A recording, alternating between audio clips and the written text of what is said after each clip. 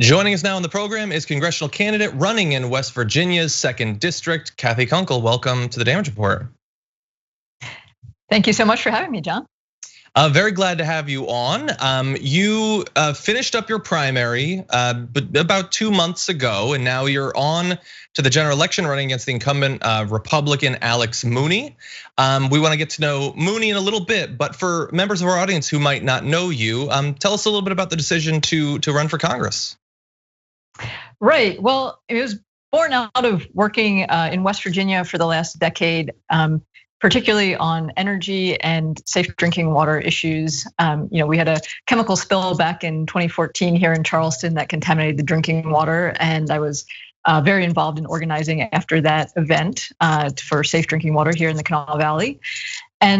But beyond that, I've been fighting our state's major electric utilities for decades, or for the last decade, on the issues of energy efficiency, rooftop solar, and fighting corporate bailouts that they've demanded, hundreds of billions of dollars worth of West Virginians' money in corporate bailouts. And so, I've just been increasingly frustrated by the lack of political leadership on energy and economic transition here in the state. As the coal industry has been collapsing for the last decade, and all we've gotten are empty political promises about bringing it back, when really what we need are representatives who are not beholden to out of state fossil fuel interests and are actually going to fight to bring in infrastructure investment and other things we need to diversify our economy here in West Virginia.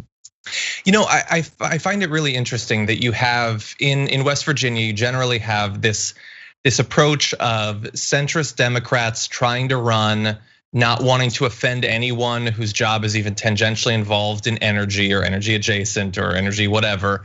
But recently, you have a lot of insurgent candidates running and really making this the centerpiece of their campaigns about rethinking the relationship between the state and its resources.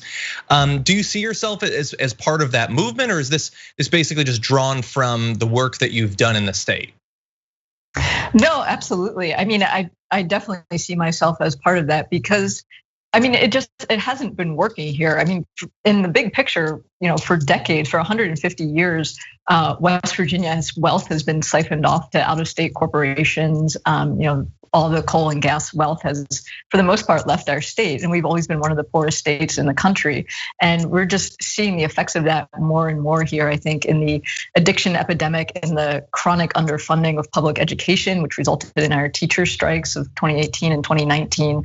So there is a growing movement here, a growing frustration with the way our state's resources have been managed, and a growing recognition that we need to do something different here.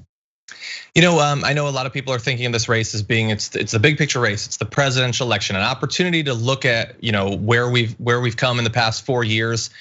For your state in the last couple years since they last elected the current incumbent, how have things been going for the state and for the district? How are you weathering 2020 and the pandemic and all of that? Right. I mean, West Virginia, like many other states, has been obviously hit hard by this pandemic. Over 60,000 West Virginians lost health insurance as a result of losing their jobs during the pandemic. We had countless folks who waited weeks or even months for any kind of unemployment or small business assistance to arrive. I've been volunteering at a food bank, and I know how much demand is up for basic needs that people have. And it's pathetic that Congress has not been able to respond to that, and has just let the rich get richer. And Wall Street had its best quarter in more than 20 years, which I'm pretty sure very few people in West Virginia can say that about their last quarter. So yeah. And perhaps tied into that, I know that in your campaign, you're focusing on the idea that West Virginia in particular is in need of some form of New Deal. What should that look like? Right. I mean, there's billions of dollars worth of infrastructure work to be done here. Thousands of good paying jobs to rebuild basic infrastructure that has been neglected for decades. Safe drinking water, sewer, broadband internet, which has been a problem for years, but increasingly exacerbated during this pandemic. And the need for environmental restoration. I mean, there's thousands of good paying jobs putting our abandoned mine lands back to use. Restoring abandoned oil and gas wells. So there's there's a tremendous amount of work to be done that really is needed to lay a foundation to attract other people, other businesses back into our state. I mean, it's hard to have a 21st century economy when you can't get on the internet. Yeah, 100%. And so the current office holder, Alex Mooney, what has he been for the district over the past few years?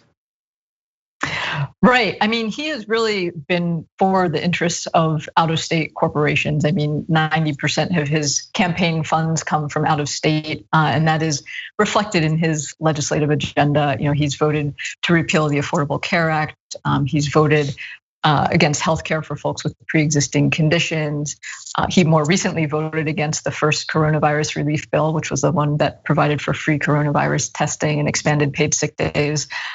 So he's pretty out of touch with the needs of West Virginians, and in fact, only moved to West Virginia to run for the seat, which he won back in 2014. Really? And that's always interesting, and I just find it so surprising that so many people either don't know about that about candidates or that don't really mind it. In particular, combined with what you said about the sort of prioritizing the economic needs of out-of-state corporations, you would imagine that considering the issues that West Virginia has had, there has to be a desire for a focus on addressing the issues of the actual people and of trying to protect them from some of this exploitation that isn't new at all. And I have to assume that hunger is probably driving some of the support for your candidacy. Right, and I think there's a real anti-establishment feeling in West Virginia that over the last 6 to 8 years that the Republican Party has been able to take advantage of, because at the state level, people may not realize or remember this, but the Democratic Party controlled the West Virginia legislature for more than 80 years, from the New Deal until 2014. And during that time, it was still very much a party of the coal industry. We were still obviously one of the poorest states in the country, and so the Republican Party was able to take advantage of some of that anti-establishment feeling here. But of course, they do not offer any real solutions to the economic pain that our state faces either.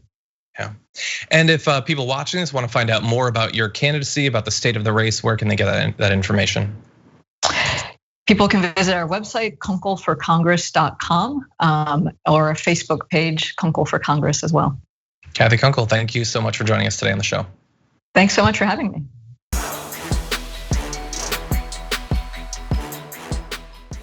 Check out the Damage Report podcast each day, wherever you get your podcasts, whether Pocket Casts or Stitcher or iTunes.